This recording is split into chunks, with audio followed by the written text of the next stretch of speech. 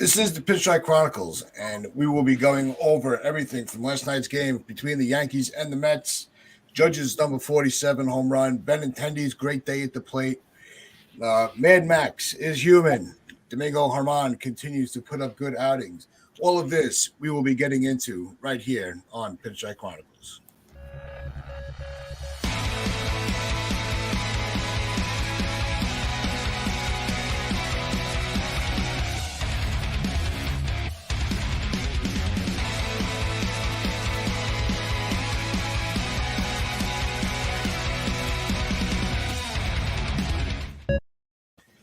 All right, so as we were saying, this was one of those games. We had the Yankees actually put up back-to-back wins. That's something we haven't seen in a long time.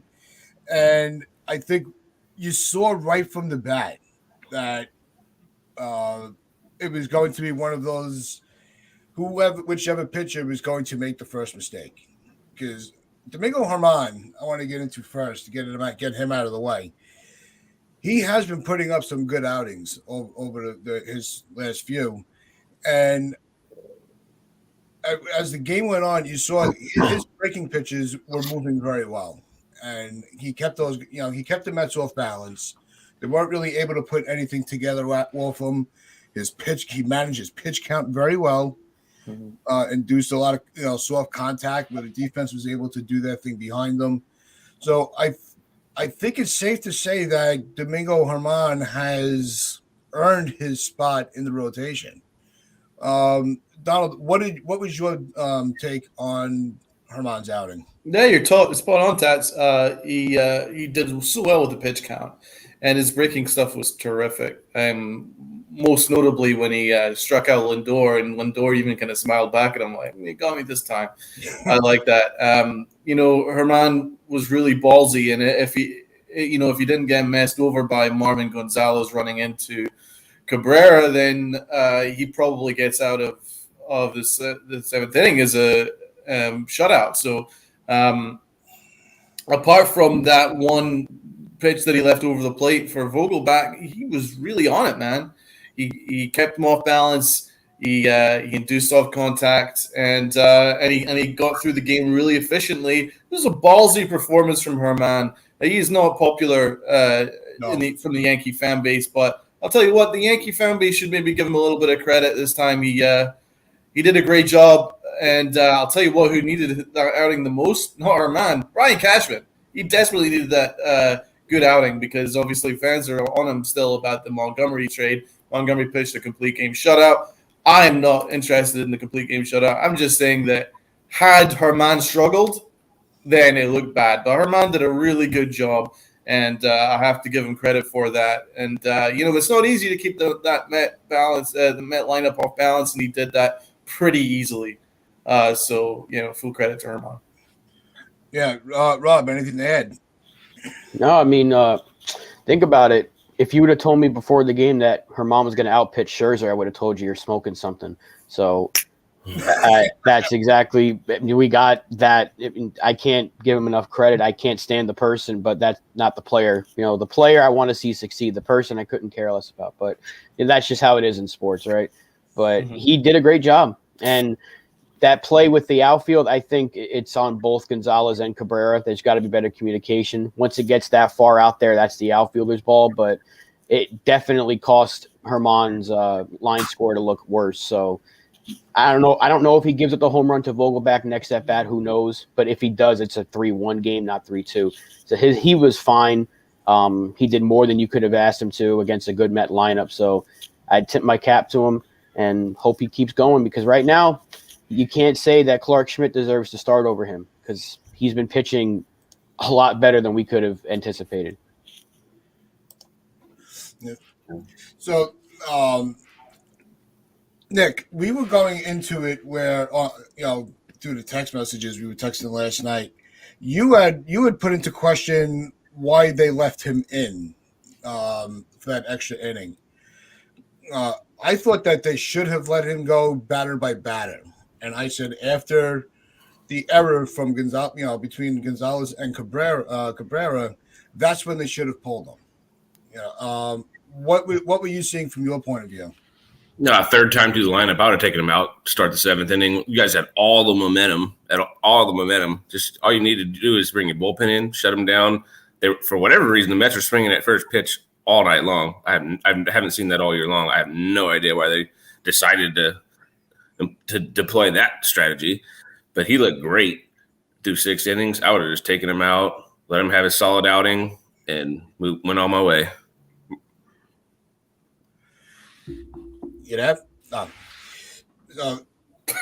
I just think I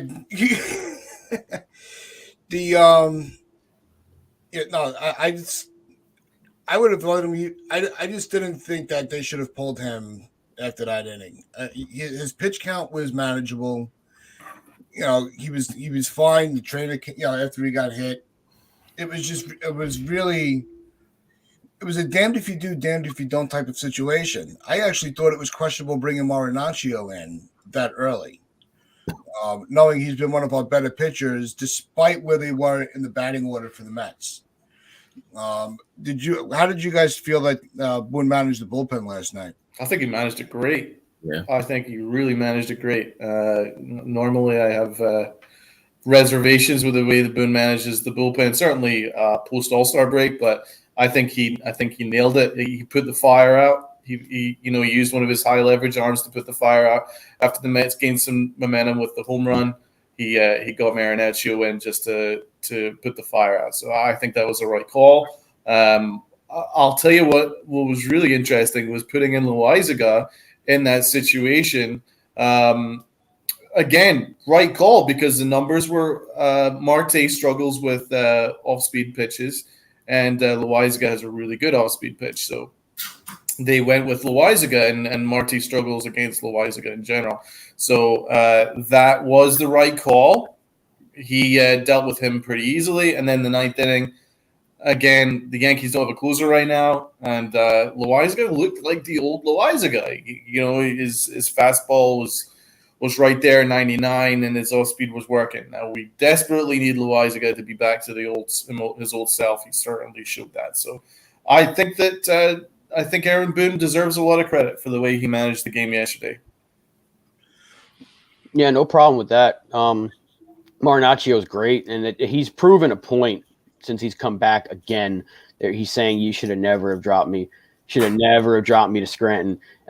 He was put in a high leverage spot, and he got through it, and he made it look pretty easy. And the thing with Herman is he got the first out in that 7th, then he should have had 2 outs. He got Alonso to hit a lazy pop-up that should have been an out, but the miscommunication cost him.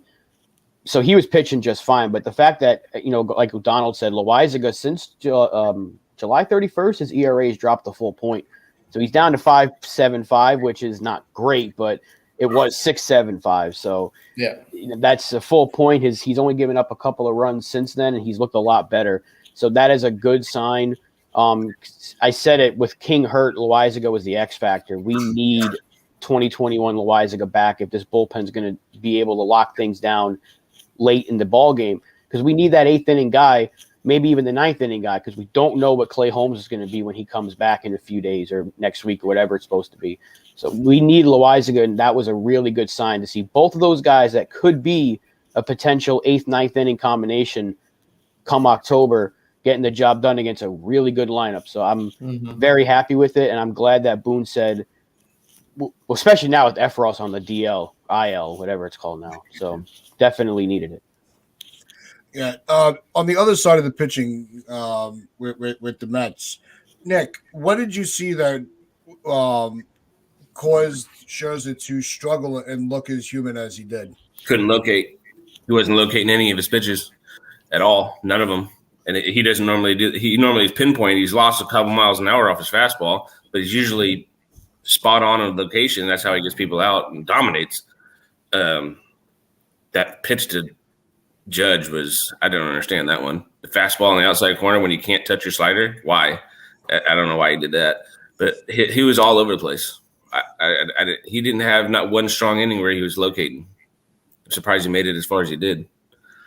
It looked like he was in for a rough night after in the first, right off the get. Well, he hit the first batter. Yeah. Well, I thought it was – well, both of the first batters got hit. we made it count, and that was, I think, that first run that we put up, being able to manufacture that run when you're giving a base runner right off the bat. I think that also kind of set the tone for the Yankees. 100%. We can get to them if we stay patient. And I think that's really what the Yankees were able to do. They stayed patient. They weren't trying to force the at-bats like they had in the last few weeks. So what did you got? What was your feeling, Rob, when you saw that they were able to manufacture a run the way they did, right? Just to start the game. I said that's probably the only run we're going to score. I was like, we're going against Sherzer, and he's mad now because I think was that when he punched out Judge the next at bat. I don't remember exactly how. So he got Judge again the same way he did. In Citi Field. So I'm like, so maybe we can get one across, and that'd probably be it. But then we're going to need Herman to shut him down. And he almost did, but then Judge hit the home run. I'm like, okay, we got something cooking. Then we were up 3-0. It was 3-2. And then we squeaked that fourth run across. And I'm like, this is a different approach because normally we get one against Scherzer. You're not getting another run because he's just that good. And we've been that bad. But you saw them get a little fired up when Rizzo was screaming at whoever the heck. I don't know if it was Lindor. It was Lindor. Okay, he was screaming at Lindor. And I think maybe that got them a little pumped up. It's like, no one's really giving us a shot to beat this guy. So they put up some good at-bats.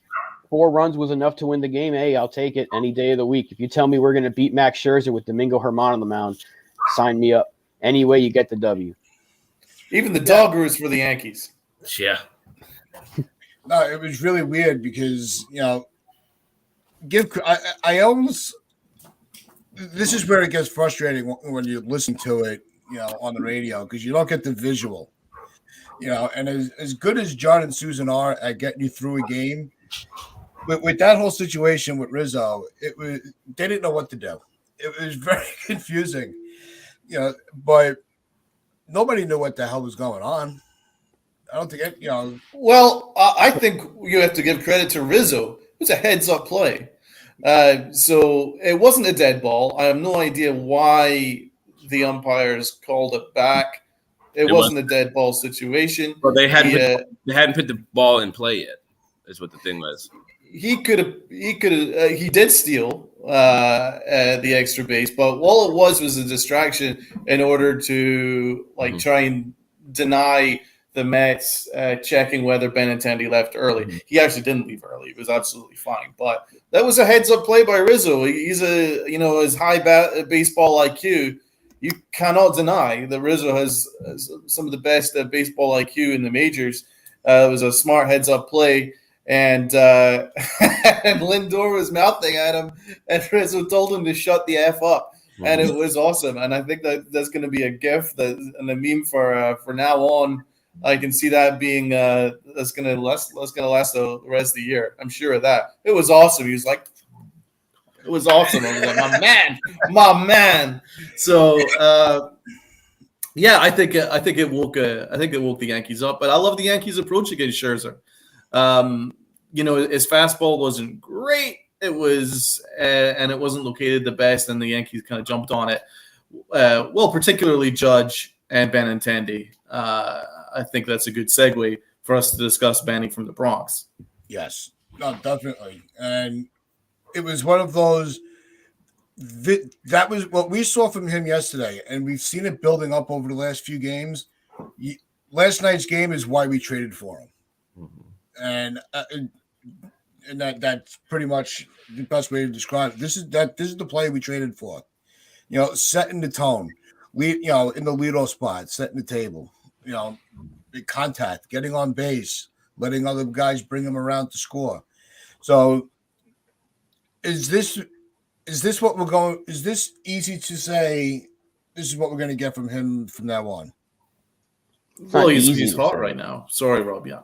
No, it's not easy to say it, but they need to keep him in the leadoff spot because it's something that we've been talking about since they traded for him. He needs to be either 1 or 2, and they were batting him 5th and 6th, and guess what? He wasn't producing. And now, 2 days in a row, he's got a couple of hits and a couple of RBIs in big spots. So it's like, wow, what a revelation. You put a guy that's supposed to be at the top of the order in the top of the order, and he's producing. So maybe the Yankees finally woke up, and their 32 analytical employees said, hey, maybe we should, bat him higher, because the lineup looked a lot better yesterday. And it started with Benintendi setting the table. Yeah, it's one of the better lineups. He really set the table. Rizzo, I think Benintendi's really gone another level. I think that home run just took a lot of the nerves off him. I think maybe he had a little bit of I think the fans were getting on him and the team was struggling, and I think he was putting a little pressure on himself. That home run took a little bit of pressure off, and yesterday he was absolutely awesome. He was on every fastball, and he absolutely nailed some big shots, big hits, and it was clutch. And also his supreme base running in that inning to score the first run. He was fast as heck on that sac fly. It was only a shallow sac fly, and he ran like heck to manage to beat it out to score, and even to get to third base. His base running was spot on. That's why he needs to be at the top of the order. He's fast. Yeah. He's a great base runner, and he's a great contact hitter. You go through all his analytics. His contact is phenomenal. He needs to be at the top of the order. It's absolutely no brainer. And DJ LeMahieu looks comfortable where he is in the order, so it's not really a problem.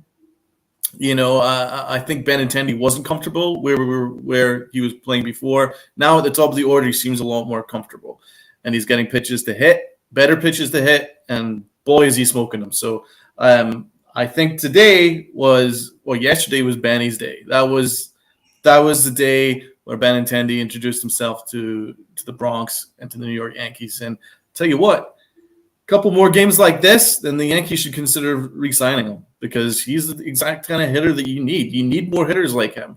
I want a whole lineup of DJ LeMahieu's, obviously with a couple Aaron Judges in there, but in general, you want more contact type hitters, and Benintendi's one of them. So I definitely like to re-sign him as long as he continues this kind of trajectory that he's on. No, it's Rob, your thought. I already talked about Benintendi. You want to let Nicky go? Sorry, Nick. I think what you guys got yesterday was experience. He's been in this rivalry on the other side. He knows what it's all about. In a rivalry in New York when he was with the Red Sox, so he knows how to deal with the pressure, and I think he feeds on it. Obviously, last night you saw a whole different player than you've been seeing for the last 2 weeks. He looked experienced in the leadoff spot, and he knew exactly what to do, and he didn't disappoint. I thought he was the best player on the field last night. I thought he was too. He was scorching the ball. He was. It's like I said. I'm hoping that this is got him out of that little stretch where he was still trying to adjust to New York. I think this is what we're going to be getting. Now, since we got a special guest on here today, Nicky G, now this is an opportunity for us to have a quick question about the Mets. How are you feeling now? The Braves are kind of sort of in and around the division. They were right there, then they kind of tailed off a little bit, had a strong series, but you once again rebuilt a strong lead. Vogelback seems to be absolutely amazing. What are your thoughts? Are you excited for the rest of the year? Are you worried? What are you thinking? I think the Mets bats are just cold. I'm not really impressed with the offense. I really don't like Lindor in the 3-hole. I know he's having a great year, but he doesn't play very smart baseball. He played like the little scribbler last night. What the hell was that? Use your head sometimes. I don't understand what you're trying to do. Put the guy on second base. Well, you had no shot at getting him at first base. That's just not playing smart baseball. And he does that at the plate too. He just swings wildly, and that's not. For a 3-hole. I don't like it at all. Yeah, I think he's a leadoff for a number 2. Yeah, I'd bat him 5th. I'd bat him 5th, honestly. But really, I really would like to see McNeil up in the 2-hole. I don't know why you have the 3rd best hitter in the league batting 6th and 7th. I mean, I sound like you guys did last week with your lineup. I don't like the lineup. I don't know. Showalter's style of baseball is very conservative, but I don't know. It's been working though, man. You're in first place. How many times have the Mets been in first place? I don't feel too confident going into the playoffs with the style of ball that we're playing right now. We're not hitting the ball very well. We'll score 10 runs one game, and then for the next 3 games we won't score. I don't know. It feels kind of stagnant to me. It feels familiar. Is it maybe just the dog days of August? Well, and our pitching staff's a little banged up right now too. So, I mean, that's I don't know. I'm not stressing too much right now, but I'm not too confident right now. What about how DeGrom has come back? Was it surprising that he came like he never left? No, I'm not surprised at all with that dude.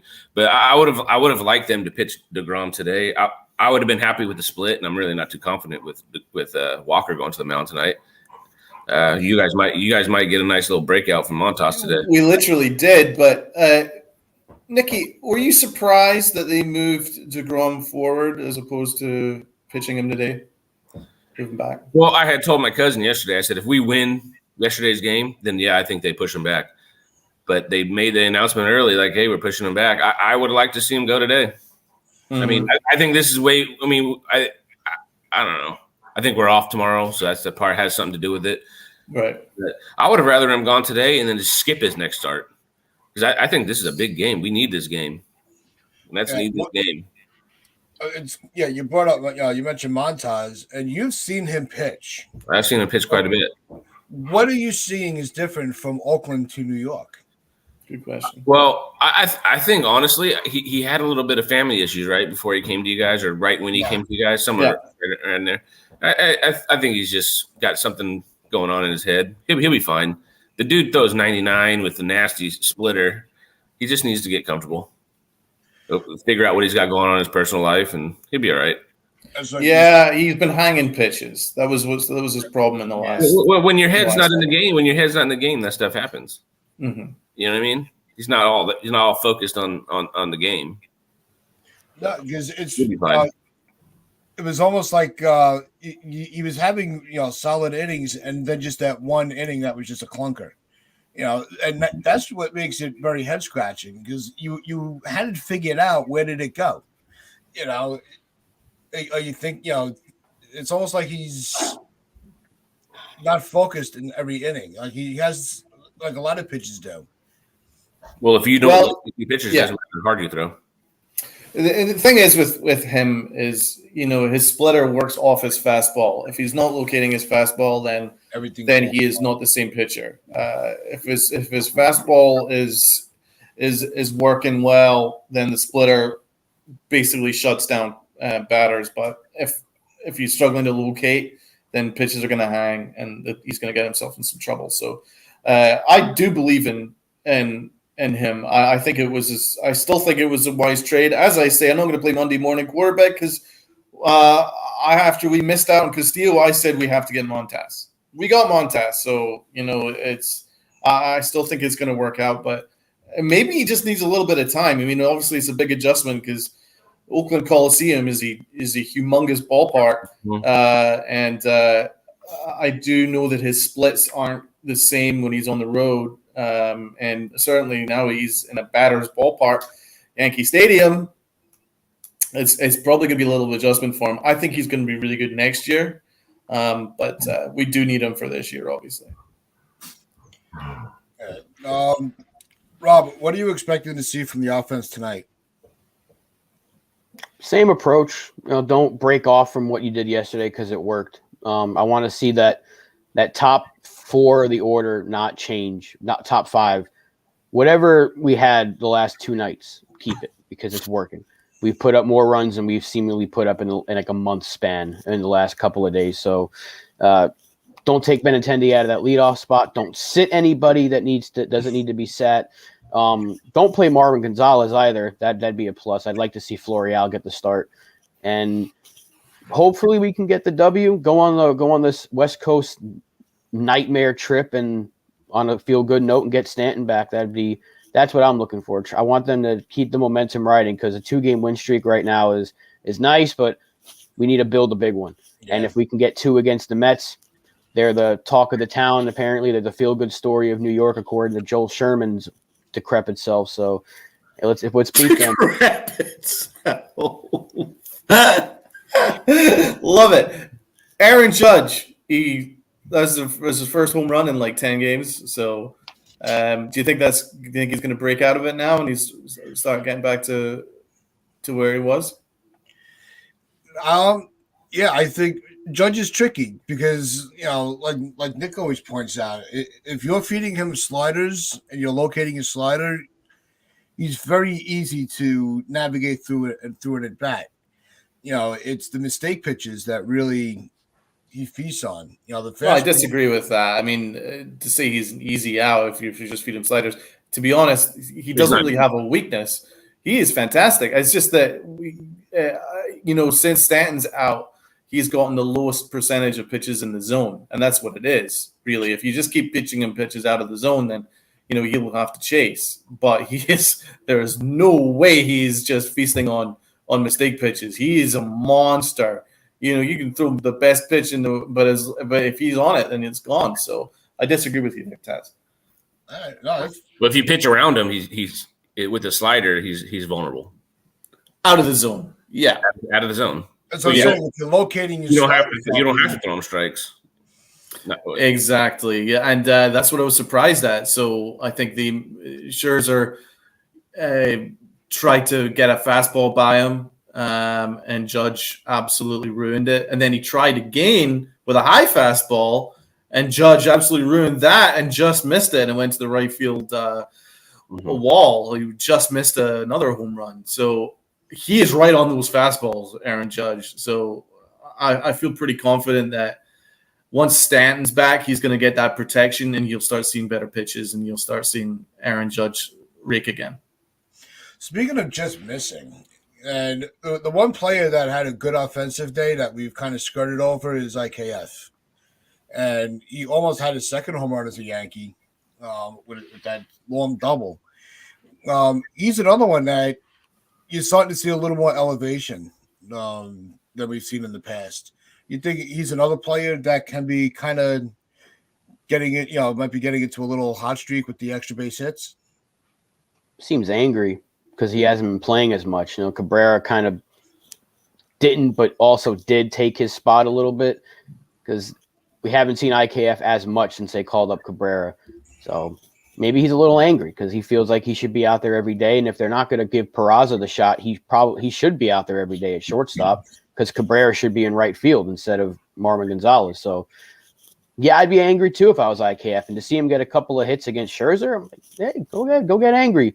Go get angry and smack some doubles around. If you get one over the wall, great. If not, just if you're getting 2 doubles a game or whatever it was, go for it. Just keep on hitting because I've said it before. I've never had a problem with him, the player, because he's playing to his baseball card. I've had a problem with the Yankees' approach of saying he was the shortstop locked in and not thinking about using anybody else.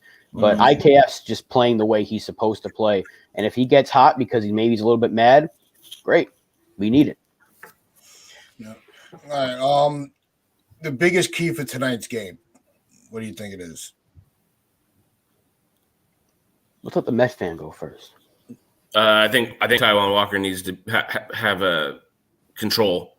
He's had issues with just leaving his off-speed stuff right over the plate. So I'm hoping he's coming off it. I guess we would call it an injury, back spasms, but I'm hoping he has control and can hit that outside corner. If he leaves him over the plate, he's going to get raked today. He's going to get absolutely raked. And we need something from Pete, man. I haven't seen nothing from Pete recently. He's not helping out at all. Yeah, the polar bear. And exactly, he's ice cold right now. Ice cold.